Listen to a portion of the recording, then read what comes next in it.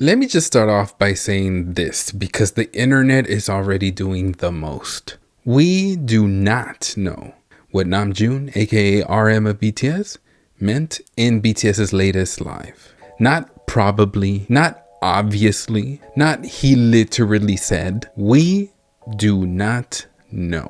And yet, within hours of BTS's most recent weverse live, people decided they have the full story. One side went nuclear. Fuck HYBE. BTS built that company. They're being mistreated. This is proof. The other side shut it down just as fast. It's a joke. They were laughing. You're all projecting. And what's wild is both sides are speaking with the same dangerous confidence. Because we didn't hear a memo. We didn't see a meeting. We were not in the room. All people heard was one sentence, and we watched the internet turn it into a verdict. Ew, this is so cringe. Guilty. And that is what we truly need to talk about. During the weverse live that I'm speaking of, RM made a comment about wanting the company, which by the way is Big Hit Music, which is a label under HYBE, in case you guys need a refresher. So back to what I was saying. He made a comment stating that this company should embrace or take care of BTS a little more. 어떤 이유지? 나 이런 말 잘 안 하잖아. 어떤 왜? 이런 애들이 없나? 그래서? 아니 뭐 열심히 뭐 해주잖아. 아니 모르겠어요.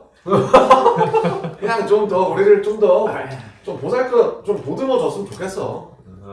And see, when I use these air quotes, it's because those are the translations. Some translations are going with embrace. Some translations are going with take care of. Some translations are going with give us a hug. Some translations are saying give us a tap on the back. Some translation says give us more love. Some translate. Do you catch what I'm saying here? Like, there's so many different ways that this is being translated. I hope you're catching on to what I'm saying. That's it. That's the thing that's being spread around online the most. The tone was casual. The members were laughing. The staff were present behind the cameras. The group was relaxed. Everything else, and I do mean everything, is interpretation, not confirmation, not evidence, not truth, just interpretation.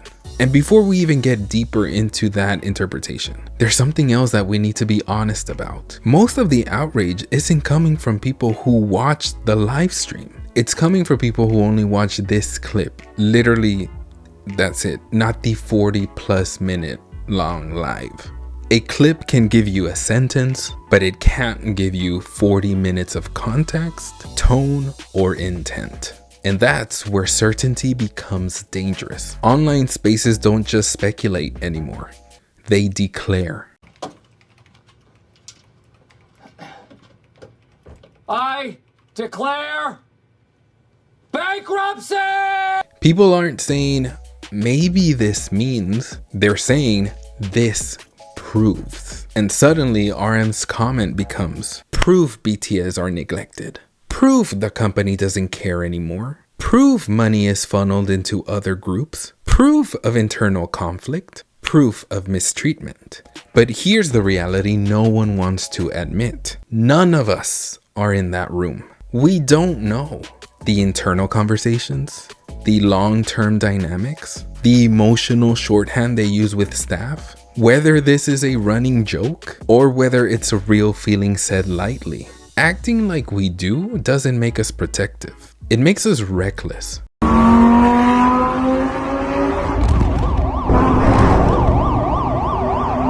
Now let's talk about the opposite extreme. A lot of people are saying they were laughing. So clearly it's a joke. But laughter is not evidence either. People laugh when they're nervous, softening honesty, being diplomatic, deflecting, or saying something true without wanting it to land heavy. Especially on camera, especially with millions watching, especially in front of staff. So no, laughter doesn't cancel meaning. But meaning also doesn't automatically equal mistreatment. Both takes oversimplify something that is clearly more nuanced. Here's what should stand out. RM said this on an official platform with all 7 members present, with company staff in the room. That tells us something important. This doesn't read like fear. It doesn't read like secrecy. It doesn't read like someone being silenced. If anything, it suggests comfort. Whether that comfort is playful, familiar, frustrated, or honest. And that's the part people keep ignoring. A lot of discourse right now wants a clean narrative. BTS built the company, and now the company doesn't care. But reality is messier than that. HYBE is not one person. It's not one motive. It's not one agenda. And BTS are not helpless rookies. They are global artists with leverage, history, and autonomy most idols will never have. That doesn't mean everything is perfect, but it also doesn't mean everything is broken. Both things can exist at the same time. And here's the part I really want people to sit with. When fans turn speculation into fact, it spreads misinformation. It escalates anger. It pressures artists to clarify things they never meant to explain. And it traps BTS inside narratives they didn't choose. Suddenly, RM can't be honest without it being a scandal, be playful without it being dismissed, be human without it being weaponized. That's not protection, that's projection. This live didn't happen in a vacuum.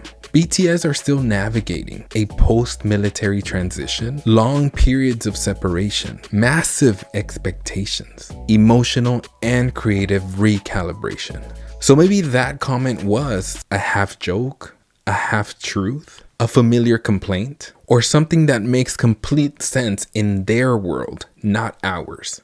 And that's okay. We don't need access to everything. And listen, I know this video is not going to be satisfying for a lot of you because you might have clicked on here expecting me to say what it was or what I believe it was. I get it. The internet hates uncertainty. Fandoms hate it even more.